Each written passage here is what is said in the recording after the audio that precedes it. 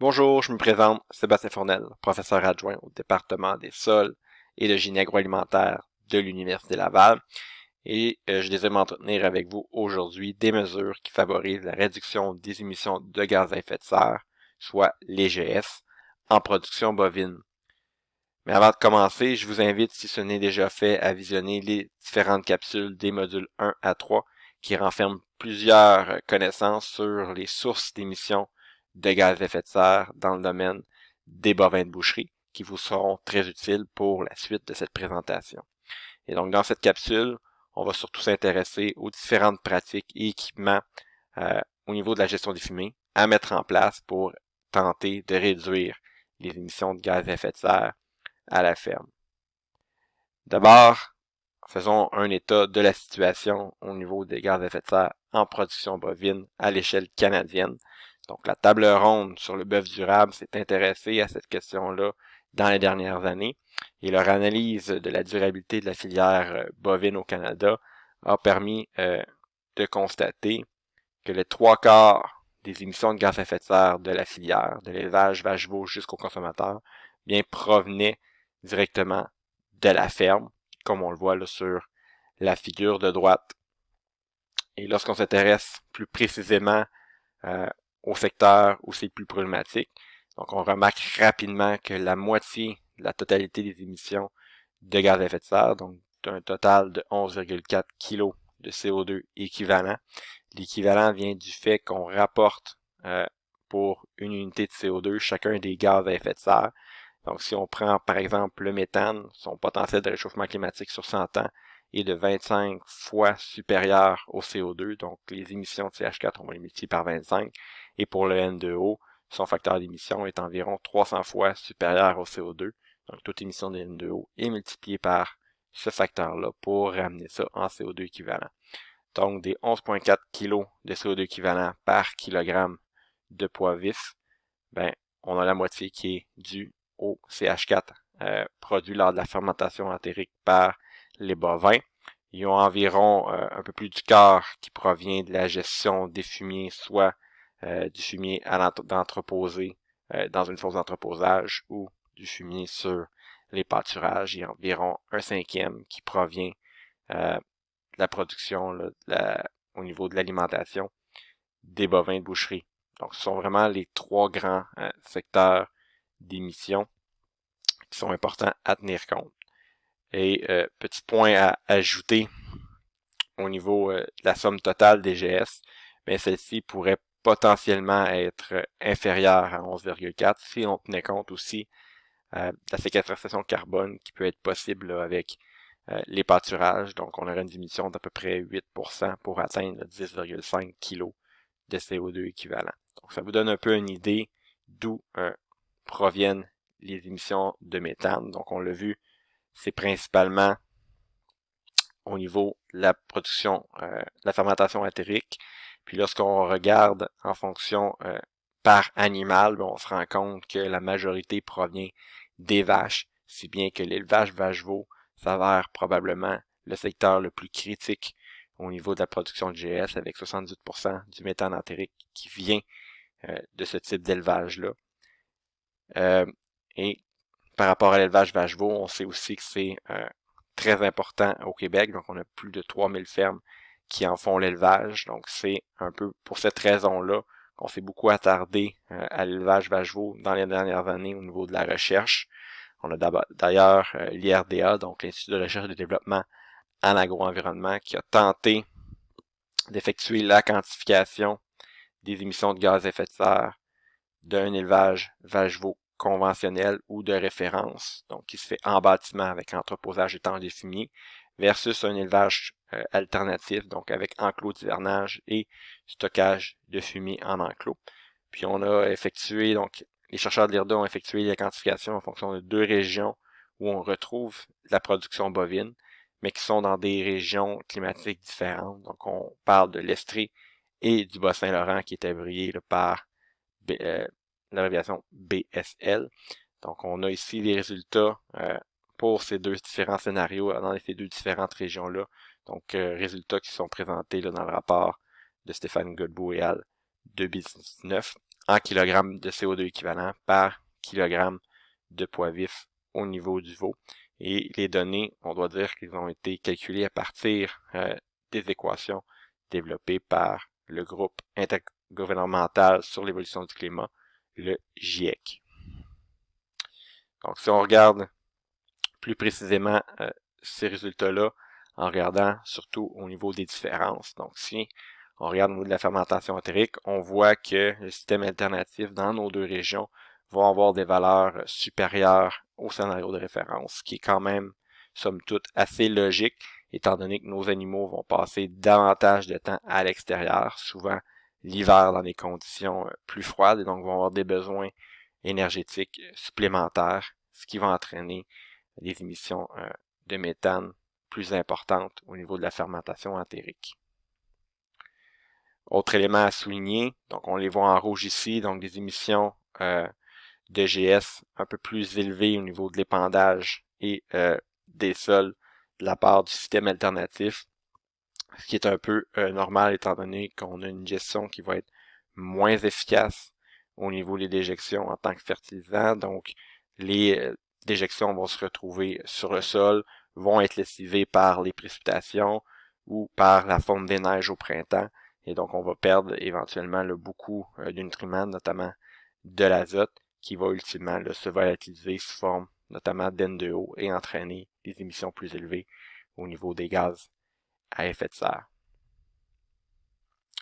Maintenant, allons voir ce qu'on pourrait faire au niveau des améliorations dans ces différents systèmes, donc pour essayer d'améliorer le bilan de gaz à effet de serre de la production bovine.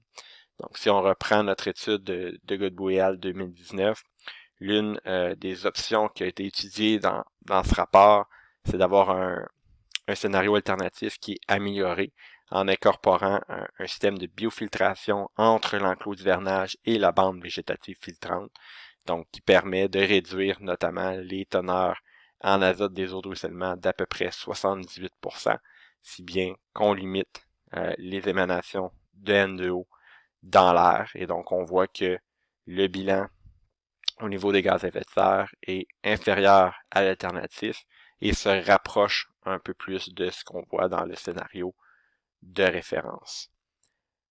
Autre option qui est aussi envisagée ayant le même effet, soit de réduire la perte d'azote dans les eaux de ruissellement, ce serait de couvrir tout simplement l'aire d'alimentation, donc en limitant le contact entre les précipitations et le fumier. Bien, on perdrait tout simplement moins d'azote et donc ultimement moins de volatilisation au sein des émissions de N2O.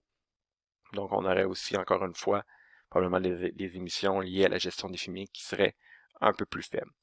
Parlant justement de la gestion des fumiers, il y a probablement des stratégies aussi à mettre en application pour aller jouer sur les données qu'on a dans l'encadré rouge présentement à l'écran. L'une d'elles, c'est tout simplement de traiter le fumier de différentes façons. Donc, il y a différentes techniques qui sont mises en application par les producteurs bovins au Canada. Vous les avez dans la figure de droite. Donc, le compostage étant la stratégie la plus employée. Mais de façon générale, toutes ces méthodes-là vont avoir ultimement pour objectif de réduire l'humidité des fumiers et également le volume. Donc, ce faisant, on va entraîner des conditions moins anaérobies. Donc, en oxydant nos fumiers, en ajoutant de l'oxygène, ça nous permet justement de libérer moins de méthane. Puis aussi en diminuant le volume, on est capable d'avoir des coûts d'épandage qui vont être moindres, donc de consommer moins de carburant et donc d'émettre moins de CO2. Donc ultimement, on s'attend à ce que ces différentes stratégies de traitement aient un impact positif sur les gaz à effet de serre. Donc j'ai parlé du compostage. Donc il y a une étude qui a été réalisée là, par Agriculture et Agroalimentaire Canada à Lethbridge, donc dans l'ouest du Canada, qui a démontré qu'un fumier composté permettait de contenir là, plus d'azote qu'un fumier frais tout simplement, et également là, plus d'autres minéraux. Donc ça peut avoir un impact là, sur les bilans au niveau des gaz à effet de serre.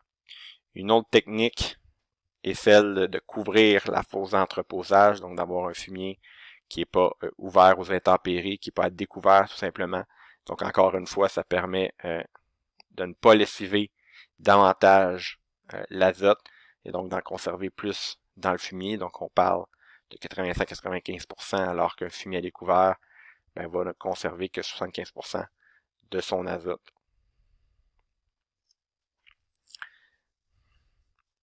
Donc, on a vu des stratégies beaucoup au niveau de l'entreposage. Maintenant, au niveau de l'application du fumier, il y a différentes bonnes pratiques qui sont importantes à mettre en œuvre. On n'a pas nécessairement de chiffres quant aux réductions sur les gaz à effet de serre, mais on sait que ça peut avoir quand même un certain impact. Donc, dépendre selon les besoins des cultures. Donc, c'est toujours une stratégie gagnante. Éviter aussi dépendre durant des journées qui sont chaudes et venteuses. Ça peut favoriser une baisse des émissions d'N2O, alors que la chaleur et le vent vont entraîner souvent des émissions d'N2O supérieures. Et dans la mesure du possible, respecter la réglementation sur la réglementation environnementale du RA, donc le règlement sur les exploitations agricoles, notamment l'article 31 qui nous dit d'éviter d'épandre, ou en fait qui interdit d'épandre sur un sol gelé et enneigé. Donc cela aurait pour conséquence, ultimement au printemps, dans les conditions humides, d'émettre davantage de N2O encore une fois. Donc, bien important de respecter ces différentes pratiques-là. Aussi au niveau de l'épandage, l'épandeur lui-même peut avoir un impact sur les émissions de gaz à l'atmosphère.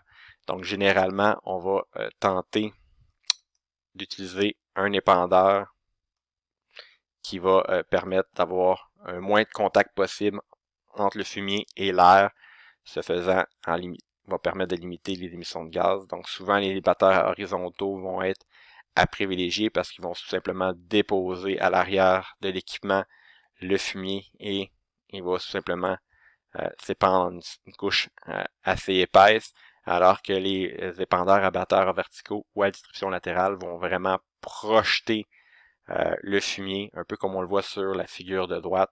Donc, on va projeter le fumier directement vers le sol, mais ce faisant, on a un gros contact avec l'air, donc beaucoup plus d'émissions azotées qui peuvent survenir à ce moment-là.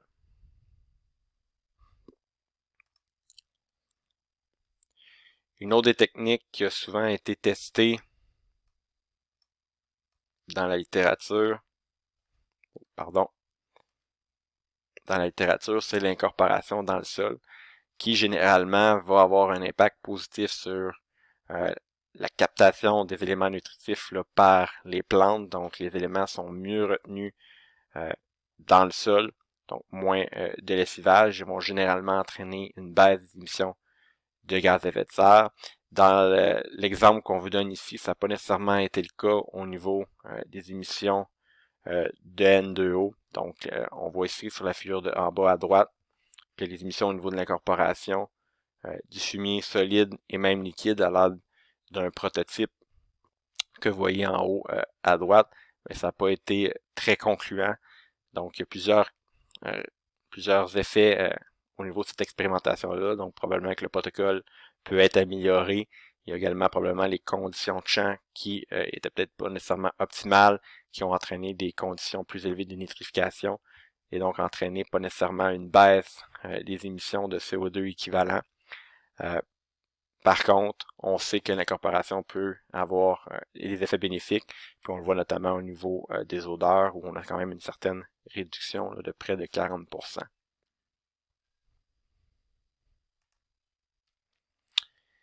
Donc, les différentes techniques qu'on vient de vous présenter,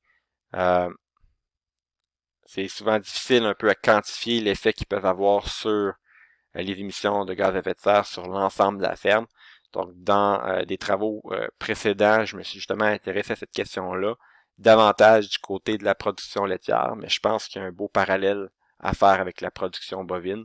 Puis, je pense que les ordres de grandeur qu'on va vous présenter pourraient être assez similaires justement au niveau de la production bovine. Donc, dans le cadre de travaux précédents, on a vraiment modélisé l'ensemble d'une ferme laitière, donc en considérant différents aliments et fertilisants qui peuvent être achetés, différentes catégories d'animaux, donc des vaches en début fin de lactation, les différents types de veaux, des fumiers qui sont liquides ou solides, différents types de champs, donc plus ou moins loin de la ferme, et différents aliments qui peuvent être produits à la ferme, donc du maïs, du soya, du blé, de l'orge, etc. Et ultimement, on est capable de mesurer différents bilans agro-environnementaux, donc l'azote, le phosphore, les gaz à effet de serre. Puis on est aussi en mesure là, d'établir le bénéfice net et même de l'optimiser avec cet outil-là qu'on appelle N-Cycle. Puis on a testé différentes approches pour deux régions, un peu comme dans l'approche de Godbout qu'on a vu tout à l'heure. Donc un scénario en Montérégie où il est possible de cultiver du maïs grain et un scénario au Bas-Saint-Laurent où on est sans maïs grain. Puis, en fonction d'un scénario de base, donc au niveau d'une stabulation libre en gestion solide, on a aussi fait de la gestion liquide. Je vais vous présenter seulement les résultats dans le numéro de la gestion solide. On a testé aussi l'introduction de méthodes de mitigation, dont le compostage, la couverture de fosse et l'incorporation du fumier.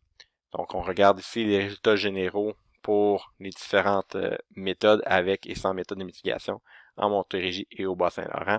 Donc ici, on va comparer tout simplement nos deux régions, donc voir les différences. Donc en termes de bénéfices nets, on voit que la Montérégie s'en tire mieux. Donc son climat lui permet de produire et de vendre davantage de maïs grain, de soya et de blé.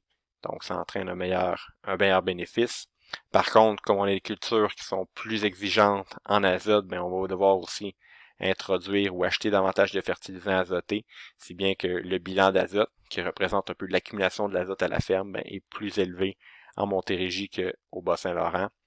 Puis, cette quantité plus importante de fertilisants va entraîner aussi une hausse des émissions de gaz à effet de serre, notamment au niveau du N2O qui est produit au champ.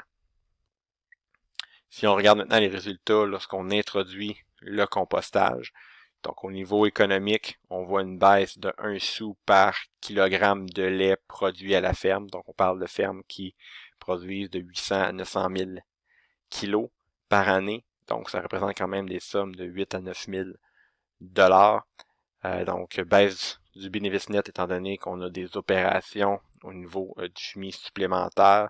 Donc le retournement des andins entraîne de brûler plus de carburant. Donc baisse du revenu net. Puis, au niveau, par contre, du bilan d'azote, on voit que, étant donné justement qu'on a un retournement des andins, on va perdre généralement plus d'azote sous forme d'ammoniac, entre autres. Donc, on va devoir compenser au niveau des fertilisants, donc en achetant davantage, si bien que les bilans d'azote vont être supérieurs à ceux lorsqu'on n'a aucune stratégie de mitigation. Et par contre, au niveau des GES, on voit une baisse des émissions de méthane à l'entreposage et des baisses des émissions d'N2O à l'épandage. Donc, on a un bilan positif de cette stratégie au niveau des GS, même si au niveau du bilan d'azote, la situation a empiré. Au niveau de la couverture de fosse, maintenant, donc on en a un peu parlé, cette stratégie-là vise à éliminer les précipitations à l'intérieur de la fosse d'entreposage. Donc, on diminue le volume et donc moins de fumier à aller épandre par la suite. On parle de coûts qui vont diminuer de 20 à 30%. Donc, qui vont entraîner une hausse du bénéfice net, donc de 1 sou par kilogramme de lait. Donc, si notre fumier est moins dilué par les précipitations, ça va aussi permettre donc une meilleure conservation de l'azote à l'intérieur du fumier. Donc, moins d'achat de fertilisants comme on le voit ici, si bien que cette baisse d'achat de fertilisants-là va entraîner une baisse aussi très significative des GS, puisqu'on émet moins de N2O parce qu'on a moins de nitrification au niveau des champs. Dernière pratique, l'incorporation du fumier. Donc, on voit qu'on a une augmentation des coûts de manutention du fumier, donc on a une baisse du revenu net, ce qui est logique. On a une opération culturelle supplémentaire à faire, donc on a plus de carburant à brûler. Par contre, on va avoir une meilleure utilisation d'azote par les plantes, c'est ce qu'on avait vu dans la diapositive tout à l'heure sur le sujet.